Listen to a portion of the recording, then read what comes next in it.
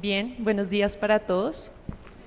Es un honor estar aquí compartiendo con ustedes un espacio de reflexión sobre un tema que nos interesa a todos y es la innovación en la educación.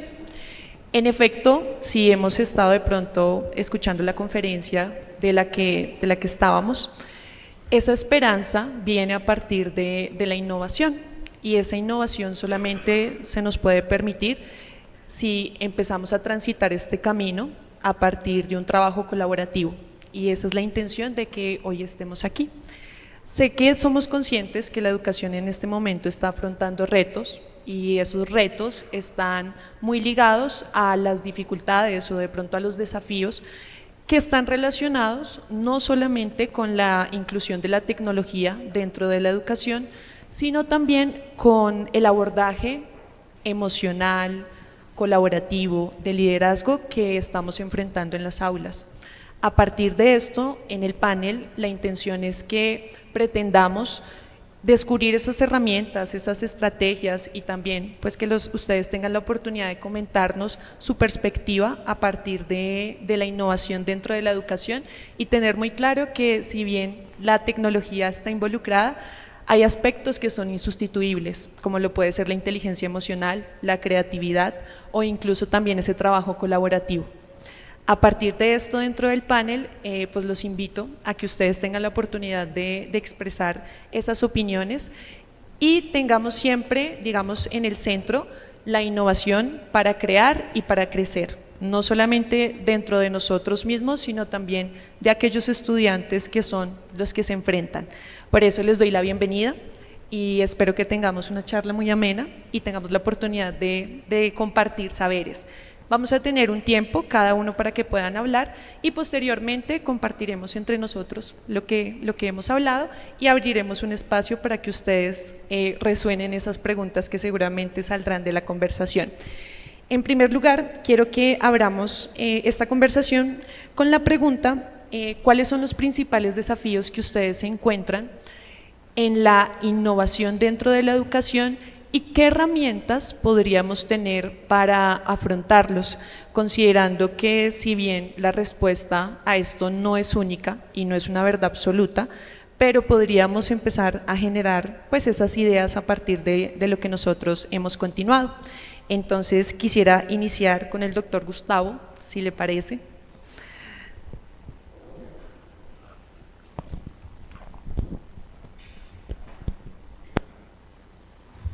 Muy buenos días y muchas gracias por la invitación y compartir aquí el panel también con estos invitados. Bueno, cuando me llegaron estas preguntas, hice como un recuento primero, ¿cierto? Que fue el año pasado la Compañía de María en la provincia colombiana, del Pacífico, tuvimos una reflexión sobre las rutas de innovación en cada uno de los colegios de la provincia. Y fue muy interesante lo que allí apareció. Y segundo, yo dije, bueno, vamos a ver también qué dice ChatGPT acerca de esos retos. Son 10 los que colocaron allí, creo que los pueden buscar con toda tranquilidad. No los voy a hacer mención aquí, pero pensaba como que de esto se habla mucho y permanentemente, pues pareciera ya que van llegando a ser lugares comunes. Y lo que rescataba de ese recuento fue básicamente que todo trabajo de innovación ha sido planteado en términos de una comunidad. Es un grupo de personas que se lanzan a responder a lo que observan en la vida cotidiana, en ese mundo que asalta y que llega tarde que temprano, porque es cierto que la labor dentro del colegio ocupa mucho. Hay todos los días es una agenda que pues se trata de cumplir, pero que sin lugar a dudas aparecen circunstancias nuevas. De pronto aparece una circunstancia ordinariamente de convivencia y hay que responder allí, pero llega justamente a través de los alumnos, a través de los padres de familia, a través de la vida misma de los docentes y lo que uno también vive allí. Por tanto, la posibilidad o esa primera fortaleza de la innovación que puede responder al desafío de ese mundo que nos dice eres un individuo y tienes que soportar todo y eres un ganador en la medida en que tengas éxito, y ese éxito ordinariamente está vinculado al dinero, como ya lo veíamos en la conferencia de Jairo. La posibilidad de trabajar en común, el ser un grupo de seres humanos limitados, abordándolo, perfecto. Segundo reto, yo creo que también que nos pone es ese tal tema de que somos perfectos y que tenemos que ser competentes en todo. Saber bailar, saber hablar, saber estudiar, saber, y un mundo de cosas que generalmente generan frustración. Y sabernos que esa vulnerabilidad me permite acercarme al otro, ¿verdad? Creo que particularmente en este tiempo, en donde el contexto internacional nos muestra que como que prima esa verdad ramplona, o yo soy más fuerte que tú y puedo masacrar y puedo pasar por encima del otro, que es un desafío real. Posiblemente no toque hablar de una innovación en tecnología o lo que nos diga ChatGPT, sino cómo podemos nosotros volver a recuperar el respeto por lo humano, por saber que el otro es un ser, que es una historia, que no puedo hacer con el que está enfrente mío lo que yo quiera, así tenga todos los recursos supuestamente posibles, ¿verdad? Entonces, yo creo que ese desafío del momento histórico que nos implica es de verdad ser una comunidad de seres humanos, en nuestro caso creyentes, que tenemos un pozo importante de encontrar valores distintos.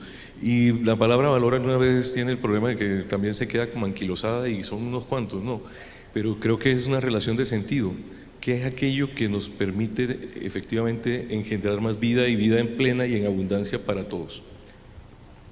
Diría eso por lo pronto. Bien, señor Gustavo, muchísimas gracias.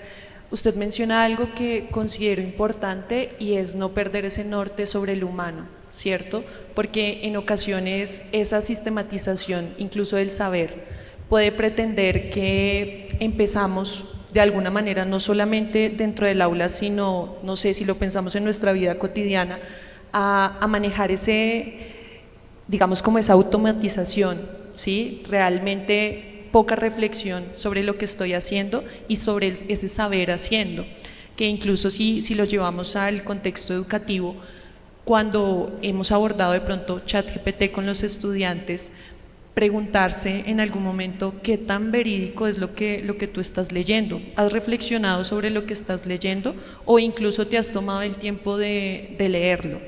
Porque si bien siento que a veces se le tiene un poco de miedo a esa palabra innovación, pero quizás también sea porque no podemos o no sabemos de alguna manera o tenemos las herramientas para afrontarlo.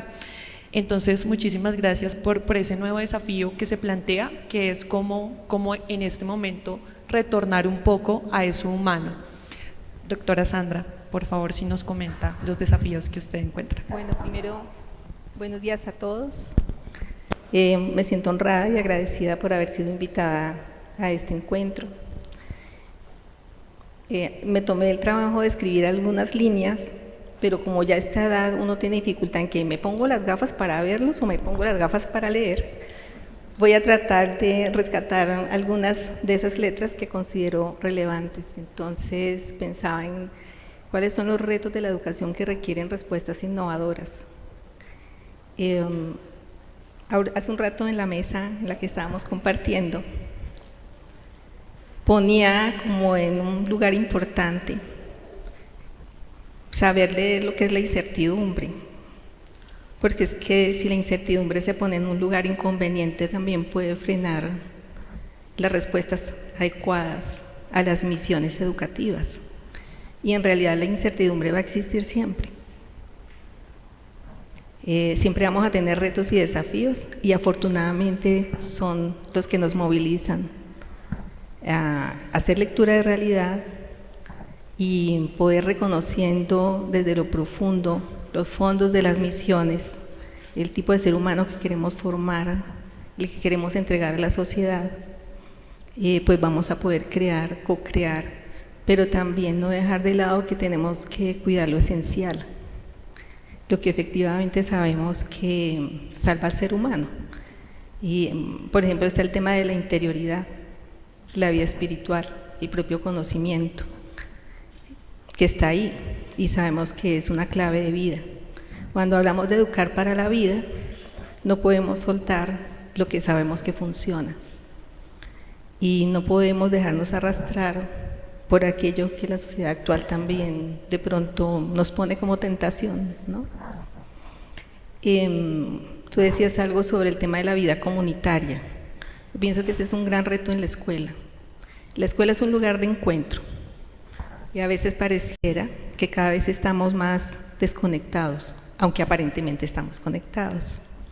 Y ahí hay un gran reto, porque para poder crear en conjunto o desarrollar estrategias innovadoras tenemos que poder encontrarnos, reconocernos en lo valioso que somos cada uno de los actores, y somos todos. Algo que hemos vivido en el colegio donde he podido prestar mi servicio es como ese deseo genuino de tener mesas de trabajo donde son protagonistas todos, o sea, donde están sentados los papás, pero no en un extremo de la mesa, donde están los chicos, donde están los educadores, donde están los directivos y donde todos los dones y talentos y capacidades tienen un lugar especial para poder construir en conjunto. Considero que es muy importante, creo que lo nombraba ahora el conferencista que abrió el Congreso, el tema de formación en identidad de los educadores. Y creo que ahí hay un gran reto, porque creería que muchas de las instituciones educativas a nivel nacional estamos enfrentados a los índices de rotación de personal. Y nosotros tenemos siempre ese deseo profundo de formar en identidad genuina, según los pilares fundacionales de cada proyecto educativo. Y como lo decía alguna vez el padre Pedro Aguado, la sostenibilidad de las obras está en el talento humano, que son quienes llevan a cabo las misiones. Entonces siento que hay ahí también un reto supremamente importante. El tema hablábamos ahorita de los ecosistemas, de la cultura del cuidado. Difícilmente podremos cuidar el mundo que habitamos si no nos reconocemos humanamente como los primeros llamados a cuidarnos de manera mutua. Eso es lo que podría aportar por ahora. Perfecto, muchas gracias. Rescato porque es importante que nosotros generemos esa identidad, y esa identidad nos permite, como usted lo mencionaba, reconocer y cuidar quién soy, y de esa manera poder cuidar al otro, porque no es simplemente que nosotros establezcamos digamos lo que puede ser o lo que puede pretender ser el otro, sin reconocer en efecto quién es, y a partir de esa historia trabajar, ¿sí? Además de ese trabajo colaborativo, porque en ocasiones podemos creer que innovar puede ser incluir una cantidad de herramientas tecnológicas dentro del aula o dentro del mismo contexto educativo, pero no es solamente eso, ¿cierto? Es también empezar a avanzar en ese trabajo con el otro, y que ese trabajo con el otro me permita crecer en comunidad.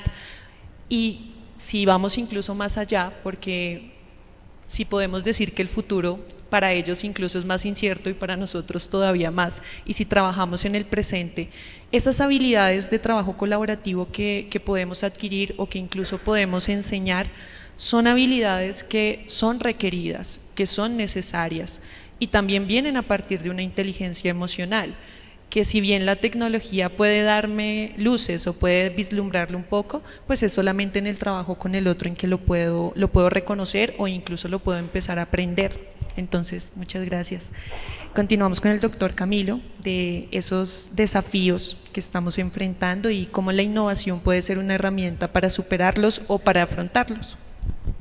Muy buenos días, muchas gracias por la invitación para participar en este evento. Qué bueno poder conversar sobre este tema que es fascinante. Yo creo que la palabra que más hemos oído el día de hoy es incertidumbre, y la palabra incertidumbre pues genera incertidumbre, porque de cierta manera es lo desconocido, y ahí es donde tenemos que partir en estas reflexiones sobre innovación. porque la incertidumbre en el momento que uno empieza a actuar, empieza a bajar. Y en vez de ver la incertidumbre como una pregunta, podemos empezar a ver la incertidumbre como una oportunidad. Y ahí es donde entra el tema de innovación. Cuando uno le pregunta, y si hiciéramos la pregunta aquí a todos los presentes de qué es innovación, estoy seguro que tendríamos 150 respuestas distintas, tendrían elementos comunes obviamente, pero cuando hablamos de innovación educativa o pedagógica, pues quisiera que nos refiriéramos a esa capacidad para repensar y rediseñar nuestras prácticas pedagógicas que mejoren o para que mejoren el aprendizaje. Y ahí es importante también enfocarnos en qué es aprender, porque el aprender hace unos años se enfocaba mucho en, bueno, yo sé sumar o puedo leer, puedo escribir, puedo hacer algunas actividades en una clase de educación física o puedo dibujar. Pero hoy en día el aprendizaje tiene que tener una mirada mucho más amplia, una mirada que incluya el aprendizaje cognitivo, pero también ese aprendizaje desde el corazón, ese aprendizaje socioemocional y ese aprendizaje en valores que es tan importante y tiene que estar dentro del mismo currículo. Porque si lo separamos del currículo, no, esto es un currículo tradicional y aquí sí miramos lo pastoral, pues no nos funciona porque el ser humano es único. Entonces, partiendo desde esa definición de innovación de que debemos tener esa capacidad para repensar y rediseñar, para fomentar y mejorar el aprendizaje, podemos empezar a abordar algunos de los retos que nos presentan. Y dentro de eso, pues estoy muy de acuerdo con los colegas cuando hablan que los retos actuales van más allá de la tecnología. La tecnología nos permite empezar a abordar algunos temas, pero en la parte pedagógica debemos estar pensando que la tecnología nos ayuda en algunas cosas, pero más allá debemos estar cuestionando la forma como estamos enseñando, como estamos dando herramientas para que el aprendizaje sea activo, para que haya más colaboración y que haya un aprendizaje significativo, donde cada estudiante puede conectarse con la realidad, con el mundo real y saber que tiene una capacidad y una agencia para hacer los cambios. ¿Pero cambios de qué? Pues un poquito en respuesta a todo lo que está pasando en el mundo y esos retos grandes que tienen que ver con, obviamente, ese ritmo acelerado de cambio. Yo creo que en los últimos 5 años la forma como concebimos el mundo ha cambiado de manera drástica, pero las bases, y hoy lo han mencionado Jairo y los colegas, pues están acá, en la parte humana y cómo desde la humanidad podemos enfrentar esos cambios. Tenemos unos cambios demográficos que a nivel educativo son unos retos gigantescos, porque nos llevan a repensar cómo podemos funcionar con menos niños. Hace poco salió un estudio de la NIF que dice que en los próximos años la reducción de nacimientos va a ser del 30%.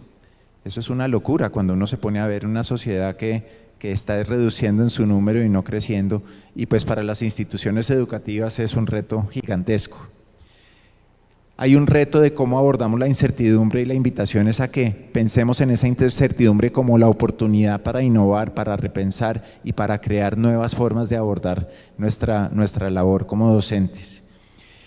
Tenemos un reto grande de fomentar la flexibilidad y la adaptación, no solo en nosotros como adultos, sino en los jóvenes, porque el mundo que ellos están viviendo va a cambiar totalmente y tenemos que ayudarles a aprender, a ser flexibles y a que se puedan adaptar a las distintas condiciones y situaciones que se están generando.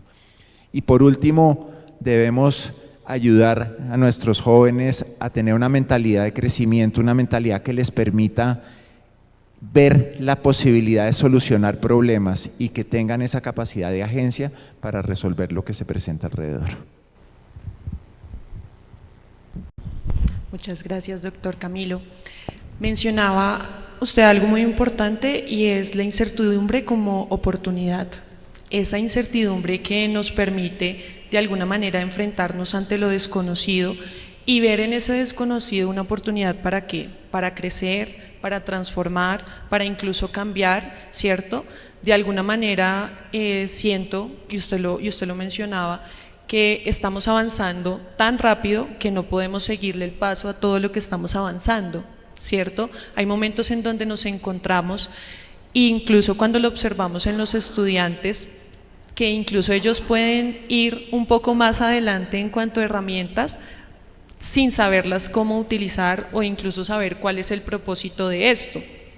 Así que usted abre, digamos, como con su intervención, una pregunta, y es ¿cuál es el papel de nosotros como docentes, en su caso directivos, para afrontar estos cambios? O sea, desde ese lugar de enunciación que son ustedes, ¿cómo podríamos enfrentar esos cambios y de alguna manera ayudar, ustedes lo han mencionado, trabajar en equipo no solamente con mis pares, con mis colegas, sino también con la comunidad, cuando hablamos de integrar a padres de familia, cuando hablamos de integrar a estudiantes?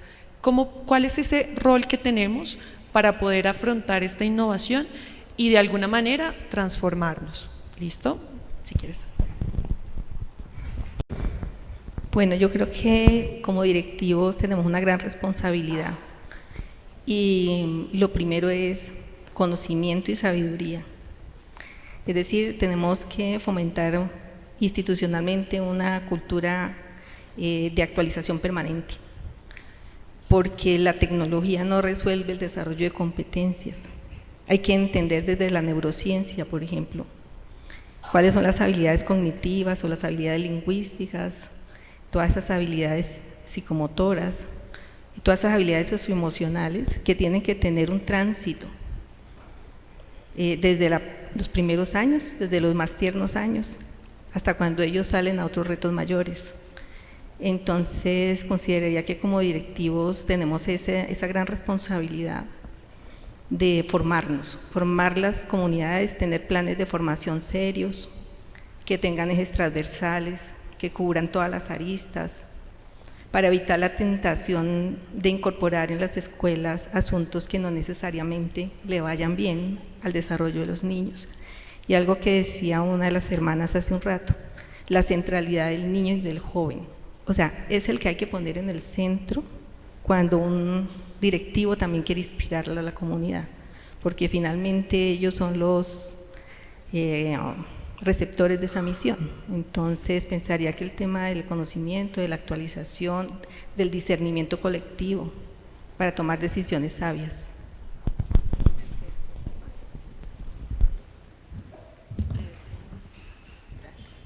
Perfecto. Entonces, a partir de, digamos, de lo que menciona la doctora Sandra, ¿qué otras estrategias o, digamos, qué otras percepciones encuentran ustedes de lo que podría ser el rol directivo o el rol docente dentro de, digamos, como esta creación de innovar, ¿sí? Y de inclusión dentro del aula? No sé, ¿quién de los dos? Muy de acuerdo con la doctora Sandra en sus apreciaciones de la importancia de ese aprendizaje continuo de nosotros como adultos, profesores, directivos, porque tenemos una responsabilidad muy grande que tiene que ver con cómo vamos trazando el camino a seguir de cada institución, y dentro de eso pues somos conscientes que la educación cambia muy lentamente, y cuando ponemos esos cambios lentos en la educación a la par con los cambios rápidos en el mundo, pues ahí hay una colisión de pensamiento, y ahí es donde el rol de los adultos en las instituciones tiene que dar primero que todo estabilidad, pero una estabilidad con una visión clara. La doctora Sandra hablaba del conocimiento y la sabiduría, y yo creo que entre los adultos de cada institución se establece cuál es la visión a donde se quiere llegar, desde unas bases puntuales que en el caso pues, de los que estamos reunidos, y ojalá de todas las instituciones, esté fundamentada en valores, esté fundamentada en esa parte humana, pero que sobre eso podamos construir una serie de elementos de qué queremos enseñar. Y en la enseñanza pues están obviamente unas habilidades básicas y unas habilidades que tienen que tener las personas, pues aprender a leer muy bien, a tener ese pensamiento crítico, a poder entender el mundo y poder, sobre todo con las polarizaciones tan grandes que tenemos, tener esa capacidad de discernir y decir esto es verdad, esto no es verdad, dónde están los datos donde se respaldan estas afirmaciones. Y los directivos, en conjunto con los profesores, tienen que establecer esa visión. Esa visión no puede ser a 20 años porque pues en 20 años quién sabe cómo estemos como mundo. Tienen que ser visiones más cortas, visiones a 3, 4 años, que permitan ir trazando un camino, ir diciendo hacia allá nos queremos dirigir como institución. Y el rol de los directivos y los profesores es acompañar y ayudar a los jóvenes en ese proceso de moverse hacia esa visión. Ahí como educadores tenemos que tener un cambio importante en la forma como abordamos los currículos, porque el currículo hoy en día tiene que ser más amplio y tiene que, basado en los contenidos, porque no podemos desarrollar habilidades sin contenidos, pero basado en esas habilidades, poder ir desarrollando lo que necesitan tener los estudiantes en temas de adaptabilidad, en temas de flexibilidad, y que podamos hacer que ese aprendizaje sea significativo, esté conectado con la vida real y que permita un aprendizaje activo. Yo creo que se ha acabado el tiempo en que el profesor se paraba por una hora a dar clase de contenido y todo el mundo escribía o anotaba lo que estaba en el tablero. Eso no se puede perder del todo porque esa instrucción directa está comprobada que funciona, pero tiene que estar muy inmersa con actividades muy activas que permitan que los estudiantes procesen en su cerebro lo que están aprendiendo. Por ahí dicen, mire, usted dé una explicación de 5 minutos y después tenga 5 minutos en una actividad en donde el estudiante hace, colabora, piensa, crea, y eso permite ir generando esos procesos de pensamiento un poquito más profundos. Entonces, es esa combinación de que los docentes actualmente tengan la apertura para mirar otras formas de aprender, puedan incorporar elementos, como hablaba la doctora Sandra, de neurociencia, de cómo funciona el cerebro y aprovechar todo eso, aprovechar elementos tecnológicos en algunos casos, en otros no, pero sobre todo estar muy conscientes de cómo se aprende para ser más efectivos en lo que queremos transmitir a nivel de habilidades, a nivel de conocimientos y a nivel de valores. Perfecto, muchísimas gracias, doctor Camilo. Doctor Gustavo. Yo creo que nosotros en la compañía permanecemos en un ambiente de entendernos como directivos que somos acompañantes, ¿verdad? Y es una palabra que es muy significativa. Inclusive los docentes son acompañantes de los estudiantes. La educación personalizada también tiene como mucho ese énfasis de hacer que nosotros tengamos entonces, por tanto, una capacidad de escucha. ¿Sí?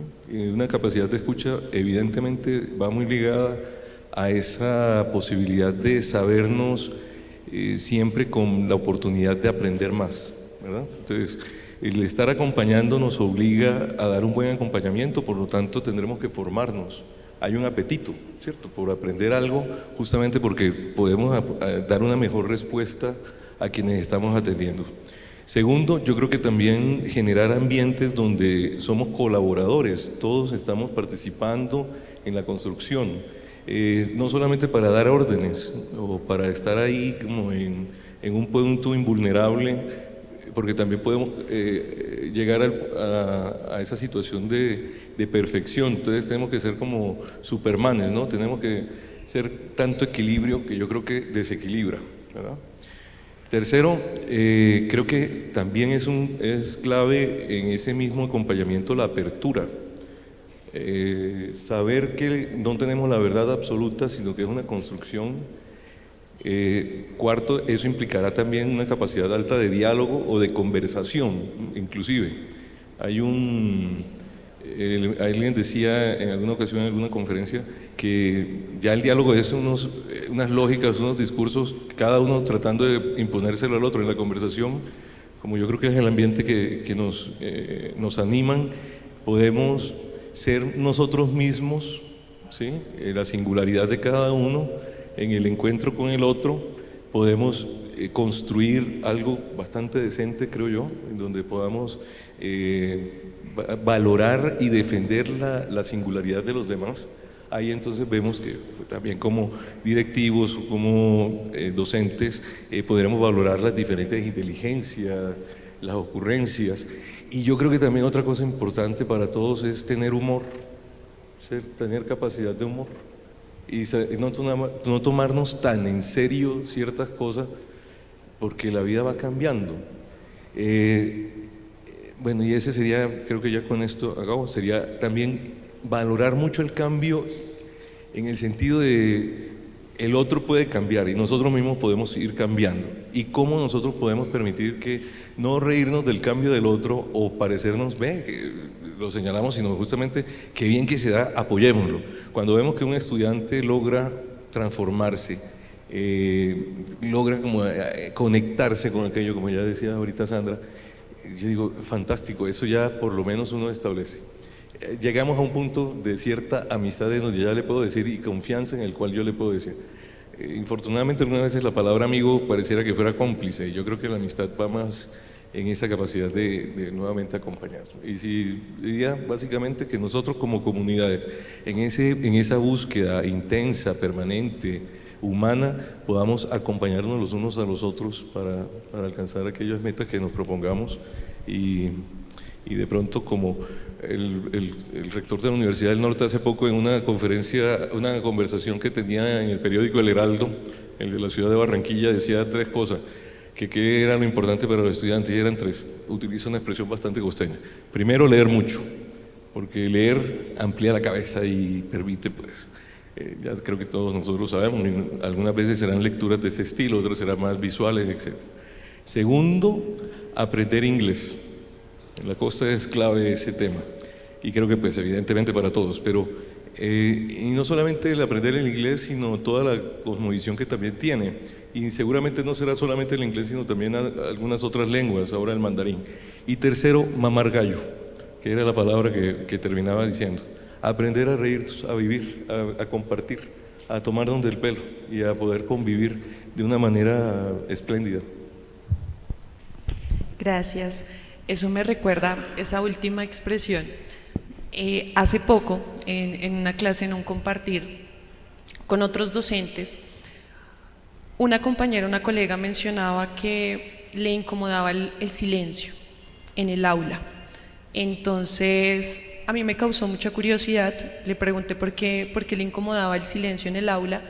Sí, considero que a veces esa percepción de silencio dentro del aula pues viene de algo muy magistral, ¿cierto? E incluso tradicional, que lo mencionaba el doctor Camilo, que no es hacer a un lado lo tradicional, ¿cierto? Y no es de alguna manera quitarle o restarle la importancia que ha tenido, pero sí resignificarlo a partir de los contextos o de las experiencias que estamos viviendo actualmente. Entonces ella mencionaba que ese silencio para ella era como si los estudiantes estuvieran de alguna manera cohibidos dentro de su aula, y que cuando ella los veía hablando, los veía compartiendo, los veía digamos que en una actitud un poco más incluso relajada o tranquila, sentía que ellos estaban de alguna manera conectados con ella. Esto también para pensar un poco en que yo lo mencionaba en el inicio, de pronto esta inmersión de la tecnología o de estos cambios que estamos afrontando nos pueden llevar un poco también a esa sistematización o digamos como a ese hilo muy frágil entre lo que nosotros podemos hacer de alguna manera y hasta qué punto podemos llegar como docentes. Para esto, digamos vamos a dar un espacio con las preguntas del público, pero quisiera saber de pronto su perspectiva o las opiniones que ustedes tienen respecto a esa inteligencia emocional que nosotros debemos o estamos teniendo con nuestros estudiantes y cómo de alguna manera innovar no es solamente incluir la tecnología dentro del aula o utilizar ChatGPT dentro del aula, ¿cierto? Innovar también implica que nosotros empecemos a transformarnos, ¿cierto? Cuando yo leía esa pregunta, decías que el primero que debe empezar a transformarse es el docente, ¿cierto? Y a partir de eso, pues, puede empezar a transformar esa aula, ¿cierto? Esos mundos tan distintos que hay allí, a pesar de que todos están conectados, mundos completamente diferentes. Entonces, ¿cómo podemos empezar a trabajar de pronto esa inteligencia emocional y esos desafíos socioemocionales a los cuales nosotros no somos ajenos? Sí, creo que incluso estamos un poco más cerca de esos desafíos emocionales de los estudiantes, pero ¿cuál es nuestro rol dentro de esas dinámicas emocionales que podemos encontrar en el aula? Bueno, pues creo que ese es el punto principal de la necesidad que tenemos hoy en día como educadores es abordar la parte socioemocional a la par con muchas otras habilidades que tenemos que desarrollar en nuestros estudiantes. Hace un rato Gustavo mencionaba la importancia del acompañamiento y me encanta esa palabra porque claramente el rol del docente hoy en día va cambiando y no es el dueño de la información, porque la información está en el aparato de una manera mucho más clara y eficaz y rápida.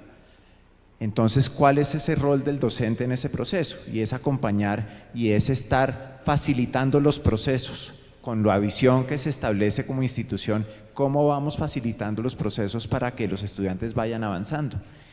Y nuevamente, el contenido lo van a poder conseguir en cualquier lado. No quiere decir que no debamos enseñar contenido, por favor. El contenido es importantísimo porque si no hay contenido no hay una base sobre la cual construir el pensamiento crítico. Entonces es falso decir, no, solo tenemos que enseñar habilidades, pero ¿sobre qué? Tienen que ser sobre ese contenido. Y ese contenido debe tener a la par el desarrollo de habilidades socioemocionales que hoy en día es más latente para los profesores. Antes, si yo era un profesor de ciencias, yo iba y dictaba mi clase sobre la célula, pero hoy en día tengo que incorporar los elementos socioemocionales de manera explícita. Ahí quiero compartir una pequeña anécdota. Cuando yo arranqué a enseñar por allá en el año 98, después de mi primer año de enseñanza me acerqué a mi rectora fundadora de Los Nogales, Luisa Pisano, una persona muy sabia con mucha información, y le pregunté, mira, pues es buenísimo lo que hacemos en clase, los niños se enganchan en los laboratorios. Yo era profesor de ciencias y todavía pues doy clases, y en ese momento le decía, estamos logrando mucho a nivel de ese contenido y las habilidades pues cognitivas, eso es valiosísimo, pero ¿dónde está ese desarrollo socioemocional con los estudiantes? Y Los Nogales desde su fundación ha trabajado la parte de valores a la par con la parte cognitiva, pero a mí me hacía falta verlo de manera más día a día en lo que hacíamos. Y ella me dijo, Camilo, eso es parte del currículo oculto. Yo abrí los ojos un poco y dije, ¿cómo así el currículo oculto? Sí, es lo que no está escrito en el currículo, pero que hacemos todo el tiempo para fomentar los valores y lo que está trabajándose en el colegio. Después, en múltiples conversaciones, empezamos a decir, eso tiene que dejar de ser oculto y tiene que ser explícito. Y parte de lo que se está viendo en el mundo educativo es que esos currículos socioemocionales están teniendo tanta importancia como el currículo más académico. Hoy en día en Nogales, por ejemplo, tenemos el currículo que está compuesto por dos ejes, un eje más académico y un eje que tiene que ver con la formación integral en valores.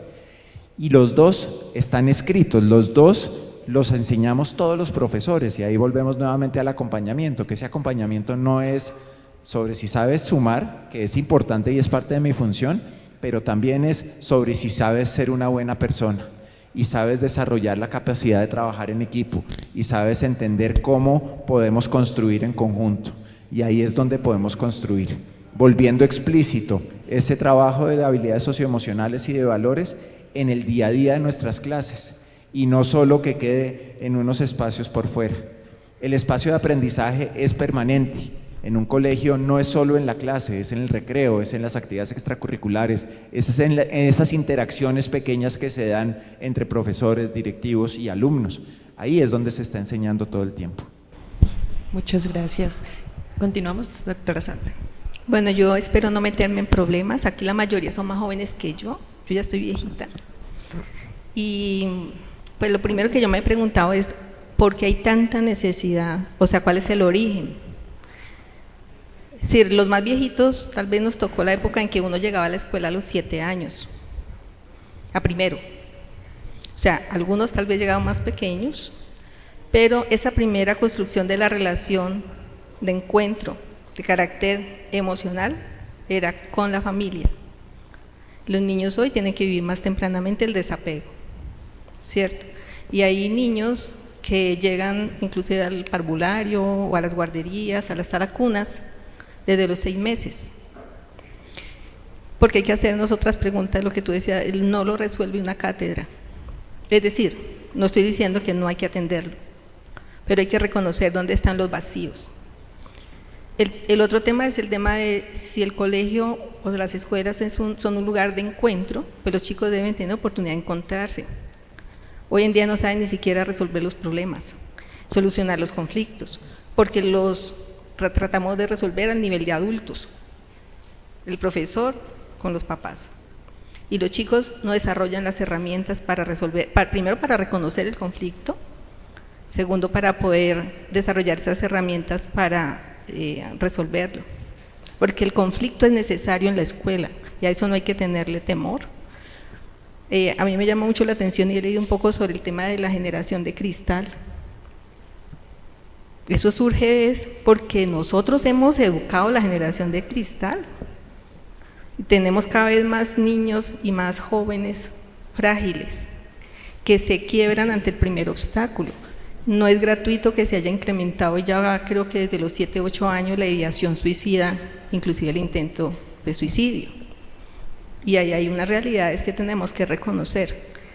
Entonces yo creo que lo primero importante antes de movilizarnos, porque a veces tendemos a hacer también muchas actividades que tienen su valor por supuesto, es entender los fondos, entonces el estudio y análisis de realidad, reconocernos todos como actores y responsables de esa formación en inteligencia socioemocional.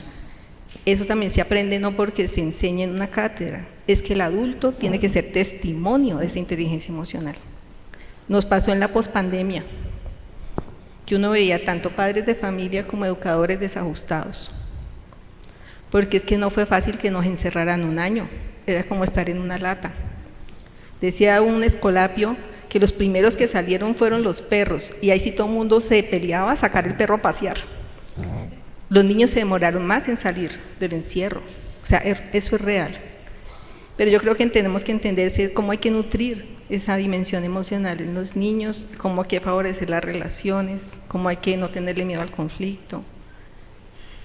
Alguien lo decía, que si era igual chatear que conversar, lo decía ahorita el conferencista. Y eso es verdad, o sea, uno se sienta con un joven y uno dice, o sea, póngalo a chatear, pueden estar chateando 3 horas. Pero resulta que es que cuando yo converso, no solamente escucho la oralidad, sino que leo la corporalidad. Yo me doy cuenta del tono de la relación y de la necesidad del otro en el encuentro. Entonces yo siento que por ahí también podríamos profundizar un poco más.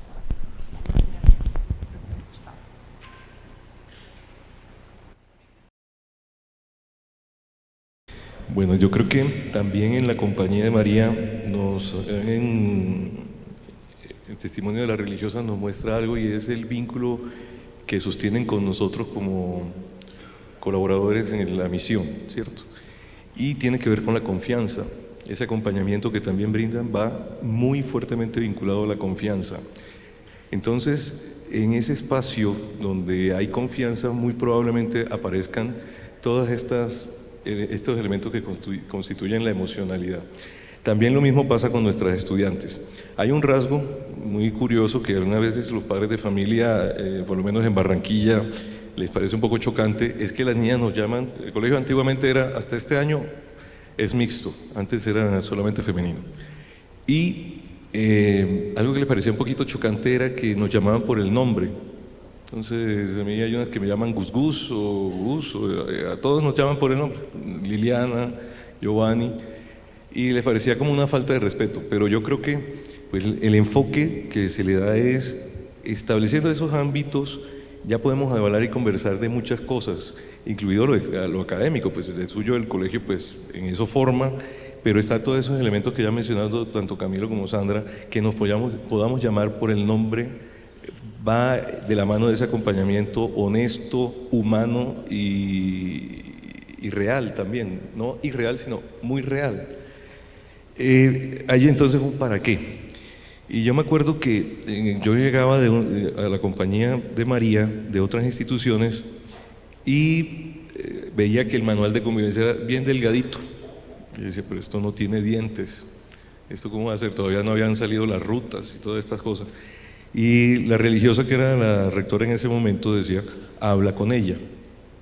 pero es que yo era el que estaba desesperado de la clase, que de la filosofía, y entonces que no prestaban atención. Educar en la costa, todavía no habían climatizado algunos salones, hace calorcito, y pensar en filosofía en esa temperatura es bastante complicado. Pero entonces me decía, hable con ella, y el salón, hable con ellas. Porque es la única forma de que nos vamos dando con el otro, es una persona con múltiples necesidades y realidades. Y además, con la posibilidad que tenemos de discernimiento, de las herramientas que nos brinda la espiritualidad, podemos atenderlas y escucharlas de una manera también nueva. Entonces, eso mismo lo tratamos de hacer con nuestros docentes y lo procuramos. Esperemos que ellos también se den cuenta, si de pronto no, también nos vayan informando. En todo caso, como les decía, yo creo que ojalá que la estabilidad emocional de una comunidad resida en la confianza, en el grado de confianza, ser espacios donde se pueda hablar de las cosas con tranquilidad. Nos cuesta mucho, yo creo que como colombianos nos han enseñado a tener como esos respetos que, discúlpame, y luego pues se lanza lo que aparece mucho en los chats, pero llegar a contarnos, a decir que también nos equivocamos, que fallamos, que no entiendo lo que el otro dice, que a pesar de tener todas las habilidades, no haber hecho todos los cursos de comunicación asertiva, no he podido llegar a vincularme con el otro, pues ahí está gran parte de ese tema, ¿no? Y que eso se transmite y eso se percibe en la cercanía, en la honestidad misma, porque si hay un ambiente de confianza y un ambiente donde puedo hablar de todo, un ambiente seguro que llaman ahorita, muy probablemente también aparecerán los problemas sin que esa connotación, o yo me puedo exponer como una persona lábil, ¿no? Falible, débil también en mis cosas. Muchas gracias. Seguramente yo los escucho y espero que a ustedes también les esté pasando igual, porque he encontrado herramientas, estrategias y de alguna manera también dudas sobre lo que hemos conversado. En esto último tenemos conceptos muy claves. Camilo hablaba sobre esa importancia de que no sea solamente ese currículo académico, sino que también esté dentro de ese currículo hablar de esa inteligencia emocional, ¿cierto? La doctora Sandra mencionaba que el encuentro, no es posible pensar en una escuela sin el encuentro, y eso también es importante. Y finalmente, el doctor Gustavo mencionaba, eso que nosotros, digamos, de alguna manera somos, también puede ser para el otro, o también incluso eso que acompañamos, a mí ese concepto también me gusta mucho, porque de alguna manera es empezar a acompañar en el camino y todos nos estamos acompañando. En esto, digamos como en el aspecto socioemocional, yo creo que es muy importante que empecemos a nombrar lo que es, y a nombrar y darle un nombre a esos sentimientos o a esas emociones, porque en ocasiones cuando, incluso yo sé que nos ha pasado, que estamos con algún estudiante o estamos incluso con otra persona y nos es difícil darle nombre a lo que sentimos. Kundera mencionaba que lo que no se nombra pues no existe, ¿cierto? Y a veces el nombrarlo permite reconocerlo y reconocerlo incluso en el otro. Entonces, muchísimas gracias por esas apreciaciones. Vamos a abrir un espacio para 2 preguntas. Yo creo que sí podemos tener 2 preguntas. Entonces, quisiera saber entre ustedes, ¿quiénes tienen, señor? Dos preguntas. Pueden levantar la mano y hacerlas incluso desde su mesa, o incluso si en mesa, allá ya vi que levantaron una manito, o incluso si en su mesa tienen una pregunta como mesa, también es posible. De pronto a algunos les quedó resonando lo mismo de la charla que teníamos, entonces aquí al final de la charla que teníamos, entonces vamos a iniciar con la primera pregunta y terminaríamos con otra y continuamos.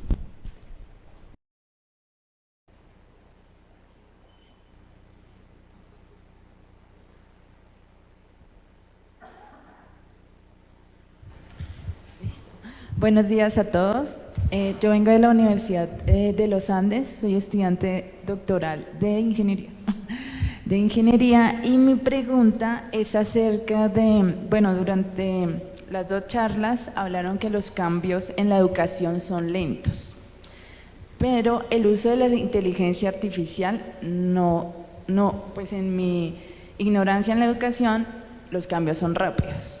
Ustedes en sus instituciones, ¿qué cambios específicos han hecho o no lo han hecho y por qué para lograr esta alineación entre el cambio que estamos todos abordando con el uso de no solamente la inteligencia artificial generativa, el uso de ChatGPT, que solo es una pequeña parte de la nueva tecnología? Entonces me gustaría saber qué cambios específicos han hecho en sus instituciones o no lo consideran necesario hacer en un futuro cercano. Gracias. ¿Alguno quiere iniciar? Bueno, yo arranco. Listo. Bueno, entonces específicamente a nosotros primero hicimos estudio de realidad, tratando de identificar las competencias del siglo XXI y aquellas que en el ámbito de la informática, de la tecnología, de la programación, pues implicaban a la escuela, no bajando la universidad a la escuela, sino pudiendo generar un currículo que respondiera, ¿cierto?, a esa articulación con la educación superior y con prepararlos para esas competencias que demandan, digamos, actualmente. Entonces, una vez hicimos el análisis en diferentes frentes, el Consejo Académico definió las líneas para afectar el diseño curricular. Nos sumamos con expertos, de hecho tuvimos un congreso en el colegio donde invitamos ponentes de universidades a entender justamente cuál era el horizonte y definimos el cambio curricular en tanto lo que queríamos comprender para poder asegurar es que en sí mismo el colegio no produce tecnología, ese tipo de tecnología, pero tiene que garantizar que el chico vaya con las competencias para hacerse cargo y las aproveche, pero no fuese en detrimento del desarrollo de esas habilidades, por ejemplo, psicolingüísticas para la comprensión y la escritura, que generan el desarrollo de habilidades cognitivas superiores. Por ahí fue nuestro camino. Bueno, en nuestro caso, creo yo que aunque tú dices que, o se ha mencionado que la educación va lento en comparación con la velocidad de la tecnología o de la inteligencia artificial, yo pienso que ese es un valor, ¿verdad? El no estar como en la inmediatez, cierto nivel de prudencia. Evidentemente nos hemos estado preparando y todavía tenemos un amplio espacio de conocimiento y de aprendizaje porque también estamos como en la cresta de la ola, ¿cierto? Entonces, pues no vamos a poder estar en la última tendencia. Creo que sería un poco esquizofrénico para un colegio estar cambiando permanentemente aquello, y por eso tal vez se opta por buscar como aquellos elementos que efectivamente permitan tener apertura, poder entender y cómo gestionar un cambio, ¿verdad? Lo mismo que pues somos seres humanos que también iremos a una velocidad que pues vamos viendo, si es demasiado frenética, pues también lleva a la disolución del sujeto, o estar en una permanente transformación que pues no conduce a nada, ¿verdad? Por tanto, mira, nosotros en el colegio, en la búsqueda justamente a partir de Signa y con los elementos de la educación personalizada, descubríamos varias riquezas del origen que estaba muy asociado a Montessori, y en el preescolar ya va como por segundo grado más que estos elementos montessorianos favorecen mucho la concentración y digamos, el slow education, no demasiado rápido, tranquilidad, para que no tengan úlceras desde chiquitos, ansiedad desde chiquitas, sino que puedan tener como la capacidad de observar la vida y poder tomar aquello que convenga. ¿Qué pasará? No lo sabemos, creo que ni nosotros mismos, ¿cierto? El impacto de la inteligencia artificial lo vamos viendo, ya estamos en él, no creo que estemos tan ajenos, y la posibilidad de tomarnos un tiempito de respiro creo que nos ayuda a ver cómo podemos utilizar de la manera más adecuada esa herramienta y considerarla así, darle el valor de herramienta, ¿no? Bueno, nosotros pues hay varias cosas que hemos hecho. Les quiero hablar de tres temas muy puntuales. El primero fue que hicimos una repensada con la mirada del plan estratégico que arranca este año, que ya arrancó en agosto pasado, de cómo deberíamos abordar el tema curricular. Hicimos unos cambios en la estructura curricular para que tuviéramos más clases interdisciplinarias. Entonces, en primaria nosotros antes teníamos español y sociales por un lado separadas, hoy en día las tenemos unidas en una clase que se llama ECOS, que trabaja las habilidades de ambas áreas. También unimos el área de inglés y el de ciencias para que el aprendizaje del inglés se dé a través de proyectos muy ligados a los procesos científicos que se dan en el salón de clase. En escuela media, que eso es de quinto a séptimo, hicimos unas clases interdisciplinarias que unían ciencias, inglés y sociales, basadas en proyectos, y a través de los proyectos vamos enseñando las bases de cada una de las áreas, pero siempre con ese pensamiento interdisciplinar que permita que los estudiantes vayan haciendo las conexiones. El segundo cambio grande que hicimos fue, creamos un centro de innovación pedagógica en el colegio, que tuviera como objetivo principal acompañar a los docentes en entender las nuevas tecnologías y las nuevas metodologías para poder ir incorporándolas en su salón de clase. Dentro del Centro de Innovación Pedagógica tenemos unos coaches pedagógicos que acompañan los procesos de los profesores, y de esa manera vamos dando un acompañamiento cercano a los profesores. Y tercero, con relación ya específicamente de inteligencia artificial, hemos desarrollado una política de uso de inteligencia artificial porque creemos que tenemos que enseñarle a nuestros estudiantes a usarlo. Y claramente hay muchos que no lo están usando bien como estudiantes, pero es nuestra responsabilidad ayudarlos y acompañarlos en ese proceso. Entonces establecimos una política que tiene varias partes, pero de los más interesantes es, establecimos unos roles según el trabajo o el desempeño que están haciendo los estudiantes que puede tener la inteligencia artificial. Entonces, hay casos donde no hay uso de inteligencia artificial pues aprobado, porque si están escribiendo un cuento o si están aprendiendo a hacer un ensayo de ceros, pues es importante que lo hagan. Pero hay otros roles donde la inteligencia artificial puede ayudar como un coequipero en una lluvia de ideas, o puede ayudar a revisar un texto y darle ideas al estudiante, o puede ayudar a tomar roles y que se genere una conversación desde esa posición de rol. Entonces, ese tema de, digamos, de roles de IA, para que los estudiantes sean explícitos en qué momento y de qué manera pueden usar la inteligencia artificial para cada uno de los desempeños, es importante, y ahí lo estamos implementando de una manera pues que va avanzando. Perfecto, muchísimas gracias por la pregunta y a ustedes por sus apreciaciones. Entonces, Ceci, vamos a dar un espacio para una segunda pregunta y ya podríamos estar cerrando. Hola, buenos días a todos. Mi nombre es Amelia Albarracín y vengo de la corporación BUSAS, desarrolladores de estrategia vocacional. Y me gustaría preguntarles a nuestros panelistas, bueno, primero agradecerles porque los temas han estado muy interesantes y estoy maravillada de ver en manos de quién está la educación de nuestros hijos, así es que bueno, muchas gracias. Nuestro anterior conferencista Jairo López hablaba acerca de algo muy interesante, y es que los chicos ya no están yendo a la universidad y cada vez se incrementa más el abstencionismo. Mi pregunta es, desde sus instituciones, ¿ustedes cómo están integrando todos estos planes y todos los programas de desarrollo académico con la usabilidad de estas competencias fuera en la vida real? Entendiendo que a veces pues los chicos salen del colegio y es como si salieran de una burbuja en donde su agregación de valor puede no ser tan amplia, su capacidad de decisión, de toma de decisiones y su comprensión del mundo. Entonces me gustaría conocer cómo desde sus instituciones, qué planes se desarrollan, qué principios, qué estrategias desarrollan para cerrar esa brecha entre las competencias que se desarrollan en el colegio y su aplicabilidad en el mundo real a nivel profesional. Gracias. Muchas gracias. ¿Quién tiene el gusto o la intención de iniciar? Sandra ha iniciado en todas. Bueno, muchas gracias por la pregunta. Desde nuestra experiencia, a ver, lo primero que diría es que transversalmente tenemos como propósito misional acompañar la construcción del proyecto de vida.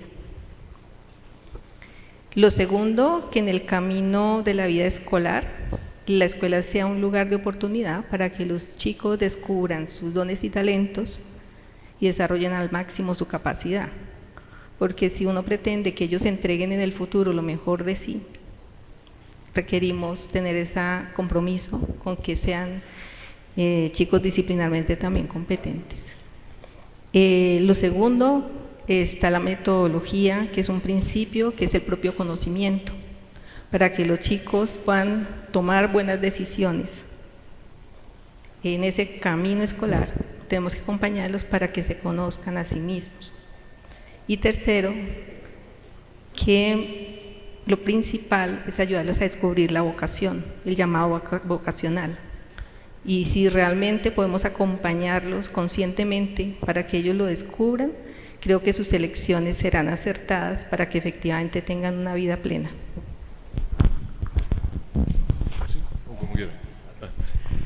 Bueno, yo creo que de suyo la educación personalizada busca eso, que la persona tenga conciencia de sí misma, límites y también pues sus fortalezas.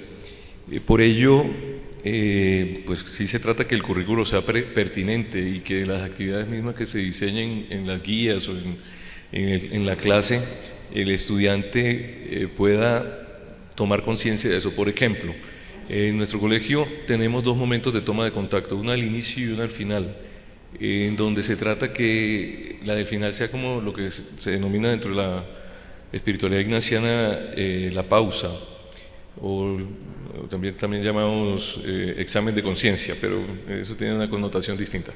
El asunto es que sepa qué hizo en el día y qué tiene que hacer al día siguiente para fortalecer aquello que ha sido pertinente y aquello que no. Yo pensaba que iba a ser más difícil en los estudiantes mayores porque no se tenía, y creo que siempre tiene su reto, en las demás grandes que no tienen el hábito, pero ver cómo logran, y hicimos una inspección hace poquito y aparecía como que sí, tienen sentido de lo que se está haciendo. Eso ayuda mucho a tener conciencia pues de lo que se hace. Y creo que también nosotros tratamos de acompañar la construcción del concepto de éxito, porque al valorar tanto la singularidad, pues no todo el mundo tendrá la misma concepción. Ojalá que no solamente derive a tener prosperidad, sino que pueda ser realización personal de lo que se entiende él mismo o ella misma y lo pone en práctica para el servicio de los otros.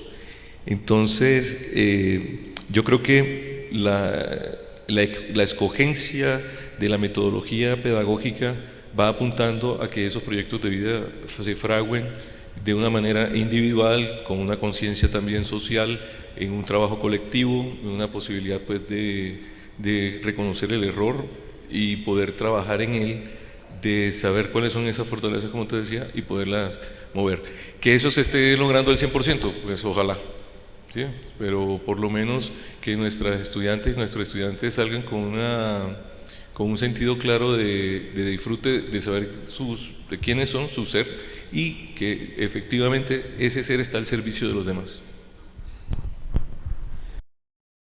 Y estoy de acuerdo con Gustavo en que el trabajar en que los estudiantes se conozcan es súper importante, porque eso es lo que les da las herramientas para poder movilizarse en su vida, cualquiera que sea el camino que toma.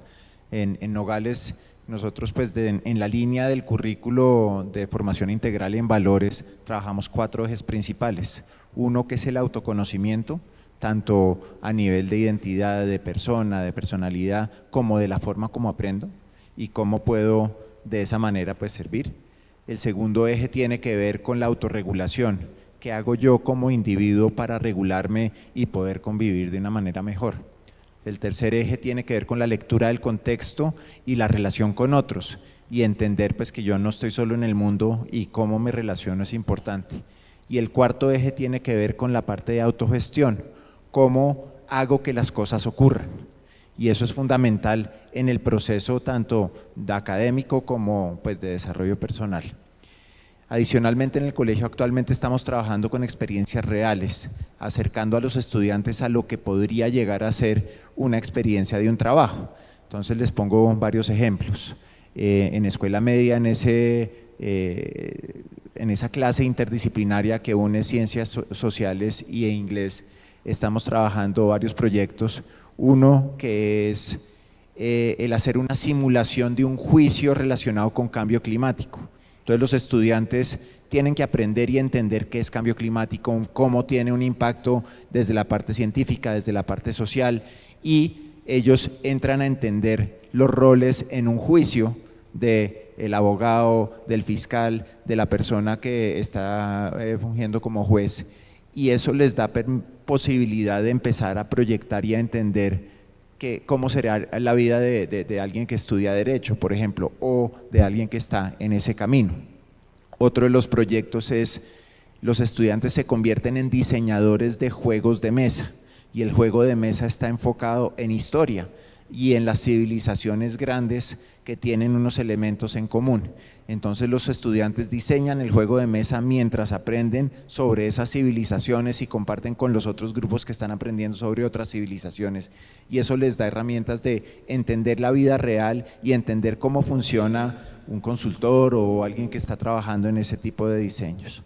Para los estudiantes más grandes tenemos una clase de emprendimiento en donde diseñan todo un emprendimiento que sale desde sus intereses y permite entender el modelo financiero, cómo hacen el mercadeo, cómo hacen varios de los elementos para que desde esa línea puedan aterrizar un producto o un emprendimiento en vida real.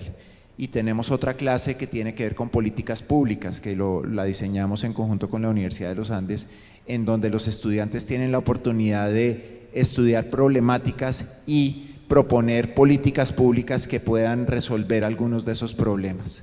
Entonces, a lo que voy es que en el momento que podemos generar una inmersión de los estudiantes en experiencias de vida real, en que ellos estén solucionando problemas reales, los va preparando para cualquiera que sea el camino que escogen después de colegio. Y teniendo esas experiencias reales, pues el proyecto de vida también va identificándose y va alineándose con lo que han ido viviendo de experiencias reales en el colegio. Perdón, otra vez participar, pero precisamente ahí, siguiendo esa misma línea, este año hemos logrado también como conectar un poco más el cuerpo docente con personas del externo, ¿cierto? Entonces, que nos visiten, que dialoguen, que sepan qué hacen los docentes, qué espera también este mundo real alrededor de qué ocurra en el salón de clase para que precisamente sea un aprendizaje pertinente. Y otra herramienta que pues hemos conocido a partir de lo que nos han acompañado desde la misma Comisión de Educación ha sido lo de la herramienta del trabajo personal, que son 3 horas más o menos en algunos grupos, particularmente en los de primaria, donde precisamente pueden ir a identificar eso en el desarrollo mismo de su acción, ¿no? Perfecto, muchísimas gracias por la pregunta, porque nos abrió de pronto un diálogo que estábamos dejando. Muchísimas gracias a ustedes por compartirnos sus experiencias, sus saberes e incluso tener esa intención de que estemos construyendo conocimiento a partir de distintas áreas.